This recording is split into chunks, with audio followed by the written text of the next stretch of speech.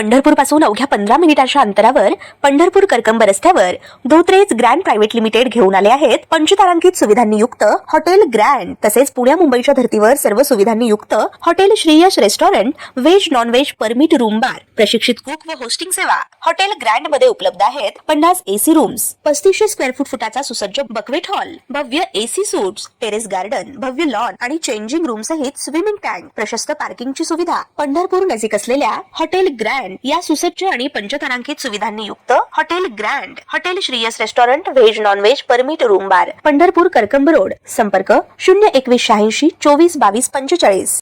ताज्या घडामोडी पाहण्यासाठी आमच्या YouTube चॅनलवरील PVR म्हणजेच पंढरी वार्ता या न्यूजला सबस्क्राइब करा आणि शेजारील बेल आयकॉनवर क्लिक करा।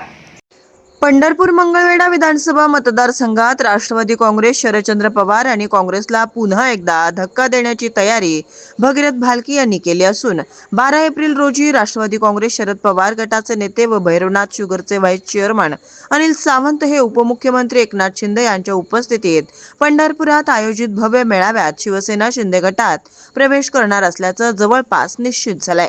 अनिल सावंत यांच्याबरोबरच भगीरथ भालके आणि नगराध्यक्षा प्रणिता भालके याही आपल्या समर्थकांसमवेत शिवसेनेत प्रवेश करणार आहेत। मात्र या पक्ष प्रवेशाबाबत आपल्या समर्थकांच्या भावना काय आहेत आणि या पक्ष प्रवेशामागील आपली भूमिका काय हे मांडण्यासाठी सोमवारी मंगळवेढा येथे सावंत आणि भालके समर्थकांच्या एकत्रित बैठकीचं आयोजन करण्यात आलं होतं। 2024 मध्ये पार पडलेल्या विधानसभा निवडणुकीवेळी अनिल सावंत यांनी शरद पवार गटाचे उमेदवार म्हणून निवडणूक लढवली होती। आता एकमेकांविरोधात लढले होते, त्यामुळे आता दोन्ही नेते एकाच पक्षात एकत्रित प्रवेश करणार आहेत। त्यामुळे पंढरपूर मंगळवेढा मतदारसंघात मोठी चर्चा होत असून मंगळवेढा येथे आयोजित बैठकीत बोलताना पहा काय म्हणाले अनिल सावंत। व्यक्त केले आम्ही दोघंही ऐकतोय। या मंगळवेढा शहरातील आणि ग्रामीण भागातील जनतेचा विकास आणि प्रलंबित राहिलेली कामं आपल्याला सर्वांना माहिती आहे। ज्या पद्धतीनं या भागात राजकारण चालू आहे, मी 15 वर्ष या मंगळवेढा शहरात आणि आपल्या ग्रामीण भागामध्ये असल्यामुळे मला ही प्रत्येक गोष्ट माहिती आहे। राजकारणाच्या पद्धतीने चाललं पाहिजे, राजकारण सर्वजणच करतात, परंतु तळागाळातील आणि ग्रामीण भागातील प्रत्येक माणसाला न्याय देण्याची भूमिका या कार्यकर्त्यांनी आणि संविधानावरती बसलेल्या माणसाची असते। मित्रांनो, आपण बघतोय तहसील असू द्या, पोलीस स्टेशन असू द्या, कुठलंही म्हणजे ग्रामीण भागातली माणसाची जी कामं असतात त्या विभागात गेल्यानंतर त्या माणसाला विचारलं जातं की तू कुठल्या पक्षात आहे, कुठल्या गटात काम करतोय, विचारतात का नाही मित्रांनो? साधं पोलीस स्टेशनला गावातली भांडणं झाली तरी सुद्धा वरच्या लेवलनी फोन येऊन आपल्या सामान्य कार्यकर्त्याला दाबलं जातं, तुला किती त्रास झाला? सगळ्यांनी त्या भाषणामध्ये आपल्या भावना व्यक्त केल्या। ही लोकशाही नाही आहे मित्रांनो। आम्ही प्रत्येक गावामध्ये गेल्यानंतर, प्रत्येक वाडी वस्त्यावरती गेल्यानंतर माणसं त्याच भूमिका, त्याच कामं सांगतात। लवंगीसारख्या मैदानावरती गेले 15 वर्ष एक सहकारी आपला प्रायव्हेट कारखाना चालवतोय। या भागातील ऊस घेऊन जाण्याचं काम माझ्याकडनं केलं जातंय। अत्यंत कठीण प्रसंगामध्ये एकदम वरच्या टोकाला जी परिस्थिती बिकट आहे, तानाजी भाऊंना माहिती आहे की इतर कारखान्यापेक्षा सुद्धा 100 रुपये वाहतुकीचा खर्च आपल्या भैरवनाथ उद्योगाला जास्त येतो।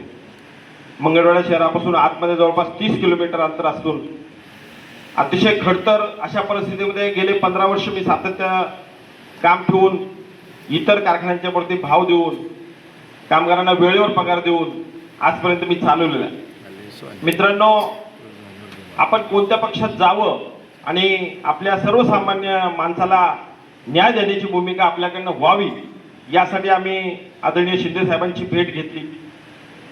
आम्ही दोघांनी विधानसभेला वेगवेगळ्या पक्षातून निवडणूक लढवली। कदाचित आम्ही दोघं एकत्र असल्यानंतर एक निर्णय वेगळा झालेला दिसला असता, पण झालेल्या चुका राजकारणामध्ये भरून येत नसतात। पण या पुढच्या काळामध्ये मला वाटतं अशी चूक आम्ही दोघंही करणार नाही। दोघेही एका विचाराने काम करू असं एक समंजसपणे आम्ही ठरवून पंढरपूरमध्ये नगरपालिका लढवली। चांगल्या पद्धतीचं यश आपल्या ताईंना मिळालं. नगराध्यक्ष म्हणून 11,500 मतांनी ताईंना आपल्या या जनतेनं मान्य केलं. 11-12 नगरसेवक आणि तसेच मंगळवेढ्यामध्ये सुद्धा चांगल्या पद्धतीचं काम नगराध्यक्ष आणि आपले सहकारी सगळे निवडून दिले. या लोकांना आपण निवडून आलोय, आपण काम करणार आहोत, पण विरोधात बसून लोकांची कामं केली जात नाही. पोलीस स्टेशन असू द्या, प्रत्येक म्हणजे सरकारी कार्यालय असू द्या, तिथं एक बापूंनी सांगितल्याप्रमाणे एक वजन टाकण्याची गरज आहे. आणि आपण आंदोलन करू, आपण मोर्चे काढू, त्या अनुषंगाने काम होईल, पण त्याला गती आणि त्याला जेवढं जे काम आपल्याला मिळणार आहे ते अपेक्षित नाही आहे. म्हणून आपल्या सर्वांचे विचार आज ऐकून घेतलेत. उद्या अशीच एक बैठक पंढरपूर तालुका आणि शहरातील सर्व लोकांच्या बरोबर आम्ही घेणार आहोत. त्यांचे पण विचार आपण ऐकून एक चांगल्या पद्धतीचा आणि आपल्या सर्व लोकांना न्याय देण्याचं भूमिका आणि चांगला जो निर्णय आहे तो आम्ही दोघं नक्की घेऊ. या राज्याचे माजी मंत्री, आरोग्यमंत्री, माझे कुटुंब प्रमुख आणि चुलते आदरणीय तानाजीराव सावंतसाहेब वरती आपल्या या पक्षामध्ये आहेत, त्यांचं एक चांगलं मोलाचं सहकार्य आपल्या सगळ्यांना लागणार आहे. त्याच्यामुळं आदरणीय बापू असतील, सर्वच नेते मंडळी आम्ही एक चांगल्या पद्धतीचा विचार घेऊन आपल्याला सर्व न्याय देण्याची भूमिका आमच्याकडनं होईल एवढीच एक इच्छा व्यक्त करतो. आणि आपण सर्वजण एवढ्या मोठ्या संख्येने उपस्थित राहिला त्याबद्दल मी परत एकदा सर्वांचं अभिनंदन करतो आणि थांबतो. जय जय महाराज.